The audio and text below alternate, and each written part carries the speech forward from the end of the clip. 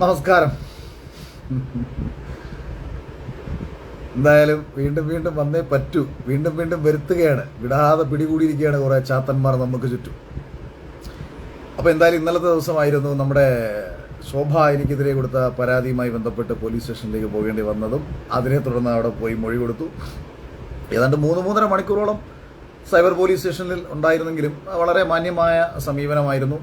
കാര്യം ഉദ്യോഗസ്ഥന്മാർക്കെല്ലാം വളരെ കൃത്യമായിട്ട് കാര്യങ്ങളൊക്കെ മനസ്സിലായി. അവരെൻ്റെ അടുത്ത് വളരെ നല്ല രീതിയിലാണ് സഹകരിച്ചത്. ഒരുപാട് കാര്യങ്ങൾ അവരെൻ്റെ അടുത്ത് പറഞ്ഞു. മുന്നോട്ട് ശ്രദ്ധിക്കേണ്ടതായിട്ടുള്ള ചില കാര്യങ്ങളുമൊക്കെ പറഞ്ഞു.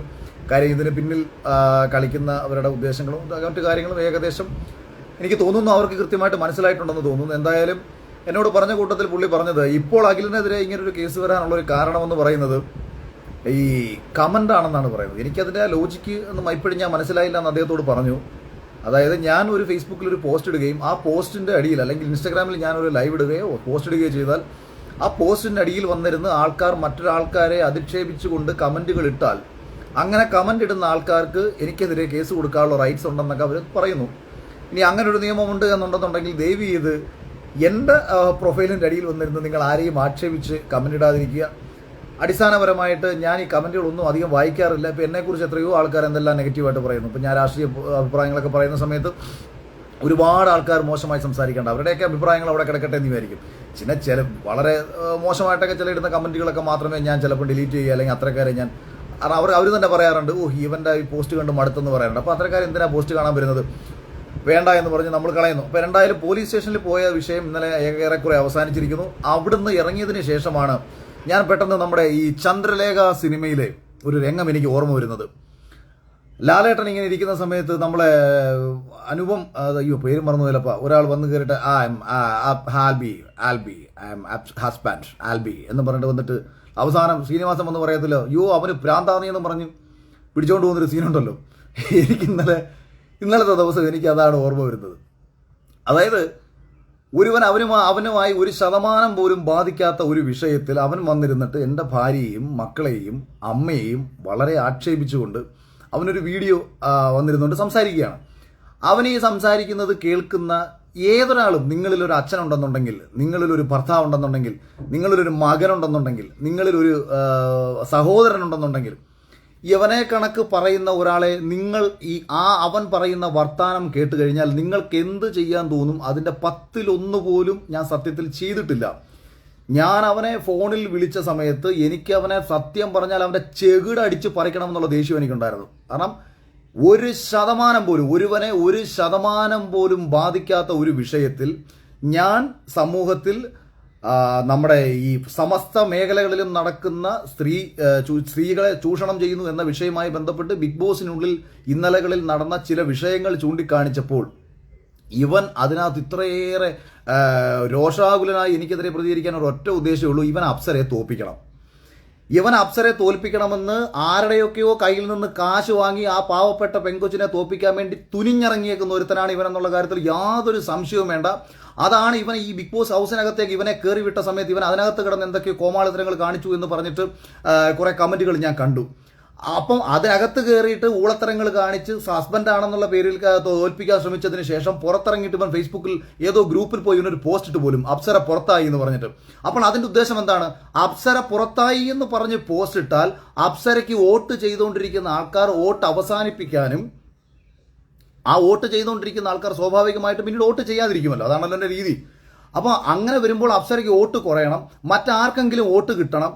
അപ്പോൾ എനിക്ക് തോന്നുന്നത് ഈ അപ്സര എന്ന് പറയുന്ന പെൺകുട്ടി അവിടെ നല്ല രീതിയിൽ ഗെയിം കളിക്കുന്നു, അല്ലെങ്കിൽ അവൾ ചിലപ്പം ടോപ്പ് 5 ഉണ്ടാവും. അപ്പോൾ ഇവനിത് കടിക്കും, ഇവന് ചൊറിച്ചിലിങ്ങനെ കയറി തകട്ടി നിൽക്കുക. ഇവൻ വിചാരിച്ചേക്കുന്നത് ഇനി അപ്സര ജയിച്ചു കഴിഞ്ഞാൽ ഇവൾ എന്നെക്കാട്ടിയും വലിയ ആളായി കഴിഞ്ഞാൽ ഇവൻ ഒന്നാമത്തെ മറ്റേ ഒരു ഞാൻ പറയുന്നില്ല, എന്തെങ്കിലുമൊക്കെ പറഞ്ഞാൽ ചിലപ്പോൾ മരപ്പട്ടി പറയും, മരപ്പട്ടി ആക്ഷേപിച്ചെന്ന് പറയും. അതുകൊണ്ട് ഞാൻ അതൊന്നും പറയുന്നില്ല, അതൊക്കെ നമുക്ക് വിടാം. രണ്ടായാലും ആ പെൺകുട്ടിയെ തോൽപ്പിക്കണമെന്നുള്ളത് മാത്രമാണ് ഇവൻ്റെ അജണ്ട. ദയവ് ചെയ്ത് എന്നെ ആരെങ്കിലും കേൾക്കുന്നുണ്ടെങ്കിൽ ഈ അപ്സര, ഞാൻ ഈ ഗെയിമൊന്നും കാണുന്നില്ല, അപ്സര അവിടെ നല്ലൊരു ഗെയിമർ ആണെന്നുണ്ടെങ്കിൽ നിങ്ങൾ അപ്സരയ്ക്ക് പരമാവധി വോട്ട് ചെയ്യണം. അപ്സരയെ പരമാവധി വോട്ട് ചെയ്ത് അവിടെ നിർത്തണം. കാരണം ഈ പെൺകുട്ടിയെ ഏത് രീതിയിലും മോശമാക്കി ചിത്രീകരിച്ച് ഈ അപ്സരയൊക്കെ എനിക്കൊന്ന് സീരിയൽ ആർട്ടിസ്റ്റുകൾ എന്ന നിലയിൽ ഇനി ഓഡിഷന് പോലും അറ്റൻഡ് ചെയ്യാതെ ബിഗ് ബോസിലേക്ക് പോയിട്ടുള്ളവരാണ്. ഇപ്പോൾ ഓഡിഷനിൽ അറ്റൻഡ് ചെയ്ത് ബുദ്ധിമുട്ടുണ്ടായിട്ടുള്ള പെൺകുട്ടികളെ പറ്റി ഞാൻ പറയുമ്പോൾ ഈ അപ്സരയെ സമൂഹത്തിൽ മോശമാക്കി ചിത്രീകരിക്കണം. കാര്യം അപ്സര ഓൾറെഡി ഒരു ഡിവോഴ്സ്ഡ് ആയ ഒരു പെൺകുട്ടിയാണ്. അപ്പോൾ ഡിവോഴ്സ്ഡ് ആയതിൻ്റെ ചില കാരണങ്ങൾ അപ്സരയുടെ ഹസ്ബൻഡും മറ്റും പഴയ മുൻ ഹസ്ബൻഡൊക്കെ വന്ന് പറഞ്ഞിട്ടുണ്ട്.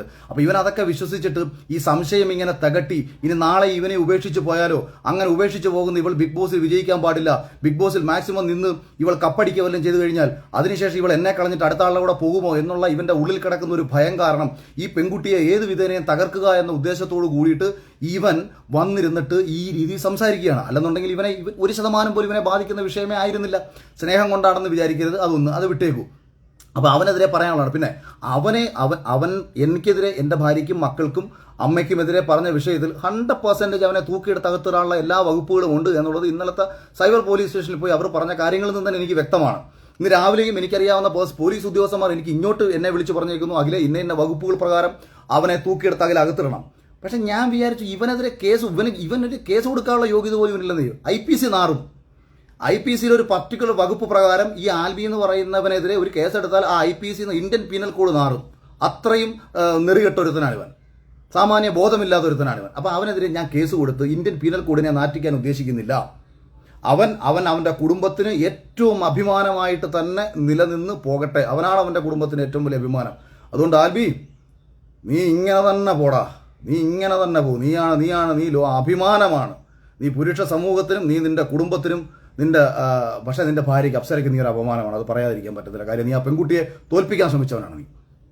അപ്പോൾ ഇതൊന്നും എനിക്ക് പറയണമെന്നുണ്ടായിരുന്നു, അത് നിങ്ങളോടൊന്ന് പറയണമെന്നുണ്ടായിരുന്നു. പിന്നെ മറ്റു വിഷയങ്ങളൊക്കെ, അതായത് ഈ ശോഭയുമായി ബന്ധപ്പെട്ടിട്ടുള്ള വിഷയങ്ങൾ ഏറെക്കുറെ അവസാനിപ്പിക്കണം എന്ന് തന്നെയാണ് ഞാൻ നേരത്തെ തന്നെ ആഗ്രഹിക്കുന്നത്. എനിക്ക് അനാവശ്യമായിട്ട് ശോഭയെ പൊതുമധ്യത്തിൽ മറ്റൊരാളെ കൊണ്ട് അപമാനിക്കുന്നതുകൊണ്ട് പൊതുവേ താല്പര്യം നേരത്തെ തന്നെ ഇല്ല. ഞാനത് ശോഭയോട് വ്യക്തിപരമായിട്ട് പറഞ്ഞൊരു കാര്യമാണ്. അത് ശോഭ എന്നിട്ടും അത് ആലോചിക്കണം. ഇന്നലെ ആൽബി എനിക്കെതിരെ പറഞ്ഞ വീഡിയോ, അതായത് എനിക്കെതിരെ അല്ല പറഞ്ഞത്, ഭാര്യയ്ക്കും മക്കൾക്കും അമ്മയ്ക്കും എതിരെ പറഞ്ഞൊരു വീഡിയോ ശോഭ എടുത്ത് സ്റ്റോറി ഇട്ടേക്കുന്നു എന്നൊക്കെ പറയുമ്പോഴത്തേക്ക് ഈ സ്ത്രീപക്ഷവാദികളുടെയൊക്കെ ഒരു മാനസികാവസ്ഥ ഒന്ന് ആലോചിച്ച് നോക്കൂ. എന്താണ് ഇവർ ഉദ്ദേശിക്കുന്നത്? എന്താണ് ഞാൻ പറഞ്ഞത്? ചുരുക്കം പറഞ്ഞാൽ നമ്മൾ ഒരു സമൂഹത്തിൽ കുറേ പെൺകുട്ടികൾക്ക് ബുദ്ധിമുട്ടുണ്ടാകുന്നു എന്ന് പറഞ്ഞ ഉടനെ എനിക്കെതിരെ തിരിഞ്ഞ് ഞാൻ സ്ത്രീകൾക്കെതിരെ പറഞ്ഞു എന്നതിനെ വരുത്തി തീർത്ത് വളരെ മോശമായ രീതിയിൽ നടക്കുന്നതെന്ന് പറയുമ്പോഴത്തേക്ക് വല്ലാത്ത വിഷമം എനിക്ക് പലപ്പോഴും തോന്നാറുണ്ട്. ഞാൻ എന്തിനു വേണ്ടി സംസാരിച്ചു, ആർക്ക് വേണ്ടി സംസാരിച്ചു, ആരാണ് ഇപ്പോൾ ഈ പൊള്ളി നടക്കുന്നത്? ഇത്രയും വലിയൊരു കോർപ്പറേറ്റ് ചാനലിനെതിരെ സംസാരിക്കുന്ന സമയത്ത് ഇവരുടെ പണം പേടിച്ചിട്ട് എത്രയോ പേർ എനിക്കെതിരെ തിരിഞ്ഞേക്കാം. ഭാവിയിൽ ഏതെല്ലാം രീതിയിലുള്ള പ്രശ്നങ്ങൾ നമുക്കുണ്ടാക്കാൻ ശേഷിയുള്ളവരാണ് എന്ന് മനസ്സിലാക്കിക്കൊണ്ട് നമ്മൾ ഈ ഒരു വിഷയത്തിൽ ഉറച്ചു നിന്നത് പറഞ്ഞതിൽ 100% സത്യമുള്ള. ഞാനിനി ഒരു കാര്യം കൂടെ പറയാം. ഞാൻ മൈൽ സ്റ്റോൺ മേക്കേഴ്സ് എന്ന് പറയുന്ന ചാനൽ ഇൻ്റർവ്യൂ കൊടുത്ത സമയത്ത് എനിക്ക് ഒരു അമ്മ അയച്ച മെയിൽ, അതായത് ഈ ചാനലിൻ്റെ ഭാഗത്തു നിന്ന് ഉണ്ടായ വിഷമങ്ങൾ പറഞ്ഞ്, അവരുടെ മകൾക്കുണ്ടായ വിഷമങ്ങൾ പറഞ്ഞ്, മകളുടെ കൂട്ടുകാരികൾക്കും ഉണ്ടായ വിഷമങ്ങൾ പറഞ്ഞ് ഒരമ്മ അയച്ച മെയിൽ ഞാൻ മൈൽ സ്റ്റോൺ മേക്കേഴ്സിൻ്റെ ഇൻ്റർവ്യൂവിൽ വായിച്ചതാണ്. അവർ ടെലികാസ്റ്റ് ചെയ്തില്ല, അവരത് കട്ട് ചെയ്ത് കളഞ്ഞു. 2, ബിഗ് ബോസിൽ എൻ്റെ ഒപ്പം പ്രവർത്തിച്ച ഒരു മത്സരാർത്ഥിക്ക് മുൻ മത്സരാർത്ഥിയുടെ ഒരു സുഹൃത്ത്, ഒരു സ്ത്രീ സുഹൃത്ത് അയച്ച ഒരു വോയിസ് ക്ലിപ്പ് ഞാൻ ആ മൈൽ സ്റ്റോണിൻ്റെ ഇൻ്റർവ്യൂവിൽ ഞാൻ പറഞ്ഞു. ആ പറഞ്ഞതിനകത്ത് ആ പെൺകുട്ടി ഇങ്ങനെയാണ് പറയുന്നത്, അതായത് എൻ്റെ ഒപ്പം മത്സരിച്ച ഒരു പെൺകുട്ടിയോട് മറ്റൊരു പെൺകുട്ടി അയച്ച മെസ്സേജാണ്: നിങ്ങൾക്ക് പ്രശ്നങ്ങൾ ഉണ്ടായിട്ടില്ലായിരിക്കാം, പക്ഷേ പ്രശ്നങ്ങൾ ഉണ്ടായിട്ടുള്ള ധാരാളം പേരുണ്ട്. അതിൽ അവളുടെ വേണ്ടപ്പെട്ട ഒരു സുഹൃത്ത്, മുൻപ് ബിഗ് ബോസിൽ പോയ ഒരു സുഹൃത്തുണ്ട്, അവളുടെ കയ്യിൽ നിന്ന് ഇവർ പണം വാങ്ങി, അതിൻ്റെ തെളിവ് ഉൾപ്പെടെ ഉണ്ട്. പക്ഷേ അത് ഒരു മുൻകൂർ ധാരണ പ്രകാരം ബിഗ് ബോസിലേക്ക് കയറ്റാമെന്ന് പറഞ്ഞ് വാങ്ങിയതാണ്. അവൾക്ക് വീട്ടിൽ എന്തോ അനിയൻ്റെ സഹോദരിയുടെ കല്യാണമോ മറ്റോ വന്നപ്പോൾ പോലും അവരവരെ ആ പൈസ തിരിച്ച്, അതായത് ഈ പറഞ്ഞ പൈസ കൊടുക്കണമെന്ന് പറഞ്ഞുകൊണ്ട് ചെയ്തതാണ്. ഈ വോയിസും ഞാൻ മൈൽ സ്റ്റോൺ മേക്കേഴ്സിൻ്റെ ഇൻ്റർവ്യൂവിൽ ഞാൻ കേൾപ്പിച്ചു. ഇവരിതും കട്ട് ചെയ്ത് കളഞ്ഞു. ഞാനിത് എന്താ പറയുന്നതെന്ന് പറഞ്ഞാൽ, സകലമാന ആൾക്കാരും വന്നിരുന്നിട്ട് എൻ്റെ അടുത്ത് ഒരു കാര്യം പറയുമ്പോൾ അറ്റ്ലീസ്റ്റ് പുറത്ത് പറയാൻ പറ്റും. അതായത് എന്നോട് പേഴ്സണലി പറഞ്ഞ ഒരു പെൺകുട്ടിക്ക് ഭാവിയിൽ ദോഷമുണ്ടാവാത്ത രീതിയിൽ അവരെ എനിക്ക് പ്രൊട്ടക്റ്റ് ചെയ്യണം. കാരണം അഖിൽമാരാർ നശിച്ചു കഴിഞ്ഞാൽ ആത്യന്തികമായിട്ട് അതിൻ്റെ നഷ്ടം എൻ്റെ ഭാര്യയ്ക്കും എൻ്റെ മക്കൾക്കും വേണം. അവരത് സഹിച്ചോളും. പക്ഷേ എന്നിലൂടെ മറ്റൊരാൾക്കൊരു വേദന ഉണ്ടായി കഴിഞ്ഞാൽ, ഇന്നലെ തന്നെ ഈ ആൽബി എന്ന് പറയുന്നവൻ്റെ ചെബുക്കല്ല് വളക്കെ 2 അടി കൊടുക്കണമെന്ന് പറഞ്ഞപ്പോഴും എൻ്റെ ഒപ്പം ഉണ്ടായിരുന്ന എൻ്റെ സുഹൃത്തുക്കൾ പറഞ്ഞത്, അവർ അതിൽ ജോലി ചെയ്യുന്ന 2 സുഹൃത്തുക്കൾ എൻ്റെ കൂടെ വണ്ടിയിലുണ്ടായിരുന്നു, അളിയാ നിങ്ങൾ പുറത്തിറങ്ങി നിൽക്കുക. കാരണം അവർ ഉന്നതമായ 2 സ്ഥാനത്ത് ജോലി ചെയ്യുന്നവരാണ്. അവരെ ബാധിക്കാൻ പാടില്ല. കേസോ വഴക്കോ വന്നാൽ അത് എന്നെ മാത്രം ബാധിച്ചാൽ മതി. അല്ലെങ്കിൽ ഹരി ഉണ്ടായിരുന്നു, ഹരി പറയുന്നത്, ഹരി നമുക്ക് 2 കൂടെ പോകാം, ഇവർ വരണ്ട എന്ന് പറയുന്നതിൻ്റെ കാരണം മറ്റൊരാൾക്ക് ബാധിക്കണ്ട എന്ന് വെച്ചിട്ടാണ്. ഞാൻ പിന്നെ അവനെ അടിക്കാനും പിടിക്കാനൊന്നുമില്ല. അവൻ്റെ വീട്ടിൽ നേരെ കയറി ചെല്ലണം. എന്നിട്ട് അവനോട് എനിക്കൊന്ന് ചോദിക്കണം, പറയടാ ആൽഫ്രഡ് വിൽഫ്രഡ് ഡിസൂസ, നീ എവിടാടാ കണ്ടത്? ഞാൻ ഇങ്ങനെ പറഞ്ഞത് എവിടാ കണ്ടത്? നീ ഒന്ന് എന്നെ കാണിച്ചുക. ഞാൻ എൻ്റെ ഇതൊന്ന് നിങ്ങൾ എല്ലാവരും ചോദിക്കണം. ഞാനിപ്പോൾ അജിൻ കാരണം ഞാൻ ഈ ഓൺലൈനിൽ ഞാൻ പറഞ്ഞു, ഒരുപാട് നല്ല മാധ്യമപ്രവർത്തകരുണ്ട്. മൊബൈൽ എന്ന് പറയുന്ന ഒരു ആയുധത്തെ ഏറ്റവും മനോഹരമായി ഉപയോഗിക്കാൻ ശേഷിയുള്ള, ഈ നാടിൻ്റെ നന്മയ്ക്ക് വേണ്ടി ഉപയോഗിക്കാൻ ശേഷിയുള്ള, ഈ സമൂഹത്തിൻ്റെ നന്മയ്ക്ക് വേണ്ടി ഉപയോഗിക്കാൻ ശേഷിയുള്ള ഒരു വലിയ പ്ലാറ്റ്ഫോമാണ് ഇതെന്ന് പറയുന്നത്, മൊബൈൽ എന്ന് പറയുന്നത്. അതിനെ ഏറ്റവും മനോഹരമായി കൊണ്ടു നടക്കേണ്ട സ്ഥാനത്ത് റീച്ചിന് വേണ്ടിയിട്ട് കോമാളിത്തരം കാണിക്കുന്ന ചില അലപലാദികളെക്കുറിച്ച് ഞാൻ പറഞ്ഞിട്ടുണ്ട്. അപ്പോൾ ഇത്തരക്കാരോടാണ് എനിക്ക് ഇപ്പോഴും പറയാനുള്ളത്. നിങ്ങൾ മറ്റൊരാളെ ആക്ഷേപിച്ചുകൊണ്ടും മറ്റൊരാൾക്കെതിരെ പറഞ്ഞുകൊണ്ടും അല്ല റീച്ച് ഉണ്ടാക്കേണ്ടത്. ഞാനൊരു പൊതുവിഷയം ഉന്നയിക്കുകയാണ് ചെയ്തത്. അതിൽ പോലും ആർക്കും വിഷമം ഉണ്ടാവണ്ട, ഒരാളുടെയും പേര് പറയേണ്ട കാര്യമില്ല, ആരെയും നേരിട്ട് വേദനിപ്പിക്കേണ്ട. പക്ഷേ ഇങ്ങനെ ഒരു പ്രശ്നമുണ്ട്. ഇനി കുറച്ചുകൂടെ വളരെ ലളിതമായി ഞാൻ നിങ്ങളോട് പറഞ്ഞാൽ, ഞാൻ മുമ്പ് ഒരു ചെറിയ ഉദാഹരണം പറഞ്ഞിട്ടുണ്ട്. അതായത് ഒരു വീട്ടിൽ കുറേ ആൾക്കാർ താമസിക്കുന്നു, ഒരുപാട് പണമുള്ളൊരു വീടാണ്. അതിനെ സംരക്ഷിക്കാൻ വേണ്ടിയിട്ട് അല്ലെങ്കിൽ വെളിയിൽ ഒരു പട്ടിയെ വളർത്തിയേക്കുന്നു. രാത്രിയിൽ ഒരു കള്ളൻ കയറുന്നു. ഈ കള്ളനും വീട്ടിലുള്ള കുറച്ച് പേരും തമ്മിൽ ഒരു ചെറിയ ധാരണയുണ്ട്. ഈ കള്ളനിലൂടെ ഇതിനകത്തിരിക്കുന്ന സ്വത്ത് അടിച്ചു മാറ്റി കഴിഞ്ഞാൽ ഷെയർ ഇട്ട് ഞങ്ങൾക്ക് എടുക്കാം, വീട്ടിലുള്ള കുറച്ച് പേർക്കും അറിയാം. അപ്പോൾ വെളിയിൽ കിടക്കുന്ന പട്ടി കുരച്ച് ശല്യം ചെയ്യുന്നു. ഈ കള്ളൻ കയറി എന്നുള്ള കാര്യം അറിയിക്കുന്നു.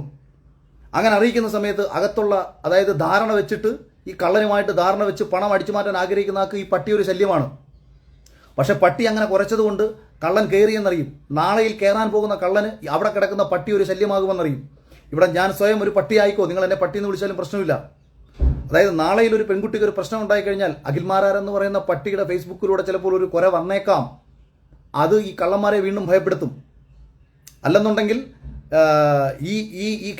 അതായത് സംരക്ഷിക്കപ്പെടേണ്ട ഒരു പെൺകുട്ടിക്ക് ഏതെങ്കിലും രീതിയിൽ മാനസികമായിട്ട് നമ്മളൊരു കരുത്തായിരിക്കും. അല്ലെങ്കിൽ എൻ്റെ ഒപ്പം തന്നെ ശബ്ദിച്ച കേരളത്തിലെ ആത്മാഭിമാന ബോധമുള്ള, സാമൂഹിക ബോധമുള്ള, നീതിബോധമുള്ള നിരവധി യൂട്യൂബർമാർ, ശരിതെറ്റുകളെ മനസ്സിലാക്കി എന്നെ ഇന്നലകളിൽ ശക്തമായി വിമർശിച്ചിട്ടുള്ള അതേ സുഹൃത്തുക്കൾ, സോഷ്യൽ മീഡിയയിലെ നിരവധി ഇൻസ്റ്റഗ്രാം ഇൻഫ്ലുവൻസർമാരായിട്ടുള്ള വ്യക്തികൾ, ഇവരൊക്കെ തന്നെ ഈ ഒരു വിഷയത്തിൽ വന്നിട്ട് എന്നെ സപ്പോർട്ട് ചെയ്തത് എന്നോടുള്ള വ്യക്തിപരമായ സ്നേഹം കൊണ്ടല്ല, മറിച്ച് ഞാൻ ഉന്നയിച്ച വിഷയത്തിൻ്റെ ഗ്രാവിറ്റിയും ഞാൻ ഉന്നയിച്ച വിഷയത്തിൻ്റെ സത്യാവസ്ഥ അവർക്ക് ബോധ്യപ്പെട്ടത് കൊണ്ടായിരുന്നു. അതുകൊണ്ട് തന്നെ നാളെയിൽ ഒരു അപകടം ഉണ്ടാകുന്നതിന് തൊട്ടുമുമ്പ് നമ്മൾ മുഴക്കുന്ന ഒരു സൈറനായിട്ട് മാത്രം നിങ്ങൾ ഇതിനെ കണ്ടാൽ മതി. ഇത് തിരിച്ചറിയാൻ ബോധമില്ലാതെ അനാവശ്യമായും ആവർത്തിച്ചും വിഷയത്തെ വഴിതിരിച്ചു വിട്ടും നമ്മൾക്കെതിരെ തിരിഞ്ഞ ഇത്തരക്കാരെ കൃത്യമായിട്ട് തിരിച്ചറിയണം. ആരെയും നിങ്ങൾ ആക്ഷേപിക്കേണ്ട, തിരിച്ചറിഞ്ഞ് മാത്രം വെച്ചിരുന്നാൽ മതി, ആരെയും ആക്ഷേപിക്കേണ്ട. അപ്പോൾ ഇത്രയും പറഞ്ഞുകൊണ്ട് ഞാൻ ഈ വിഷയത്തിൽ പരമാവധി ഇത് അവസാനിപ്പിക്കണം. ഞാനിപ്പോൾ നാളെ ദുബായിക്ക് പോവുകയാണ്. ദുബായിലുള്ള എൻ്റെ പ്രിയപ്പെട്ട സുഹൃത്തുക്കളെ നമുക്ക് ദുബായിൽ വെച്ച് കാണാം. ഒരുപാട് ആൾക്കാർ പല മേഖലകളിലും വഴിയിൽ വെച്ചും അല്ലാത്തപ്പോഴും ഒക്കെ തന്നെ കാണുന്നു, സ്നേഹം അറിയിക്കുകയൊക്കെ ചെയ്യുന്നു, മുൻപില്ലാത്ത വിധം അറിയിക്കുന്നു. അതെനിക്കറിയാം. ഇനി ഒരു കാര്യം കൂടെ പറയാൻ കേട്ടോ, ഞാനിവിടെ പെട്ടെന്ന് ഞാൻ ജിൻഡോ എന്ന് പറയുന്ന ഒരു കമൻറ്റ് കണ്ടതുകൊണ്ട് പറയാണ്. എനിക്ക് രാവിലെ ഒരു കോൾ വരുന്നു, ജിൻഡോയ്ക്കെതിരെ ഒരു വിഷയം എനിക്കെതിരെ പറഞ്ഞുകൊണ്ടാണ് വരുന്നത്, ഇല്ലാത്തൊരു വിഷയം. അപ്പോൾ ഞാൻ അയാളോട് ചോദിച്ചു, നിങ്ങളെന്താ വിചാരം ഞാൻ എന്താ വല്ല വാടക കൊണ്ട്, അല്ലെങ്കിൽ ഞാൻ വല്ല കൊട്ടേഷൻ ഏറ്റെടുത്ത് പ്രവർത്തിക്കുന്ന ഒരാളാണോ? അതായത് ജിൻഡോ ഹൗസിനകത്ത് എത്തിച്ച് എന്തോ പറഞ്ഞു, അതിനെതിരെ ഒരു പ്രശ്നം ഞങ്ങളിപ്പോൾ ഉണ്ടാക്കാൻ പോകുന്നുണ്ട്, അഖിൽ സപ്പോർട്ട് ചെയ്യത്തില്ലേ? ഞാൻ എന്തടിസ്ഥാനത്തിലാണ് ആ ചെറുപ്പക്കാരൻ അവിടെ വെച്ച് പറഞ്ഞു എന്താണെന്ന് ഞാൻ കേട്ടിട്ടില്ല. അയാൾ ചെയ്ത് എന്തെങ്കിലും തെറ്റുണ്ടെന്നുണ്ടെങ്കിൽ ആ തെറ്റിനെതിരെ നിങ്ങൾ പുറത്തു കൊണ്ടുവരും, ആ വിഷയം നിങ്ങൾ പുറത്തു കൊണ്ടുവരൂ. അപ്പോൾ ചില ആൾക്കാർ ചിലരെ കരുവാക്കാൻ വേണ്ടി എന്നെ ഉപയോഗിക്കും. എന്നെ അതിന് കിട്ടത്തില്ല. ഉമ്മാരോട് ഞാൻ പറഞ്ഞു, ഒരാൾക്കെതിരെയും അനാവശ്യമായിട്ടൊന്നും ഞാൻ പറയില്ല. ഞാൻ ഉന്നയിക്കുന്ന ഒരു വിഷയം ഒരു പൊതുസമൂഹത്തിന് ശരിയെന്ന് തോന്നുന്ന വിഷയമാവണം. ഇപ്പോൾ ചില ആൾക്കാർ ബിഗ് ബോസിൽ പോകുന്നതിന് മുമ്പ് ഞാൻ പറയുന്നത്, ഈ വെളിയിൽ വന്നിരുന്ന് വല്ല വായ്ത്താളം അടിക്കുന്ന ചില ടീംസ് ഉണ്ടല്ലോ, ആ ടീംസിലെ ചില ആൾക്കാർ പണം എത്രത്തോളം പൈസ തരാമെന്നും അവർക്ക് വേണ്ടി PR വർക്ക് ചെയ്യാമെന്നും ഒക്കെ പറഞ്ഞ് ബന്ധപ്പെട്ടിട്ടുള്ളത് നമുക്കറിയാം. ബിഗ് ബോസിൽ ഇറങ്ങിയതിന് ശേഷം എത്ര രൂപ ഏതെല്ലാം ചാനലുകളിൽ കൊടുത്തിട്ട് ഈ PR വേണ്ടി ചെയ്യുന്നുണ്ടെന്നും എനിക്കറിയാം. അപ്പോൾ ഇവരൊക്കെ വന്നിരുന്നിട്ട് വലിയ മാന്യതയും വലിയ ഇതും വിളിച്ച് പറഞ്ഞിട്ട് വലിയ കാര്യമൊന്നുമില്ല. ഞാൻ ഇത്രയും അഭിമാനത്തോടു കൂടി ഇത്രയും സന്തോഷത്തോടു കൂടിയിട്ട് ഈ ഒരു വിഷയം അഡ്രസ്സ് ചെയ്യുന്നത് ഞാൻ ശരിയാണെന്നുള്ള ഉറച്ച ബോധ്യം കൊണ്ടാണ്. എന്തൊരു കാര്യവും കൃത്യമായി പഠിച്ച് മനസ്സിലാക്കി, അല്ലെങ്കിൽ ആ ഒരു ഈശ്വരൻ നമ്മുടെ ഉള്ളിൽ പറയും, അത് നീ ധൈര്യമായി പറഞ്ഞോ, അത് ശരിയായിരിക്കും. ആ ബോധ്യത്തിൽ നിന്നാണ് പറയുന്നത്. പിന്തുണച്ച എല്ലാവർക്കും 1000 സ്നേഹം അറിയിക്കുന്നു. ആൽബി, IPCക്ക് നാണക്കേടുണ്ടാക്കാതെ പോടാ, അത്രയേ ഉള്ളൂ.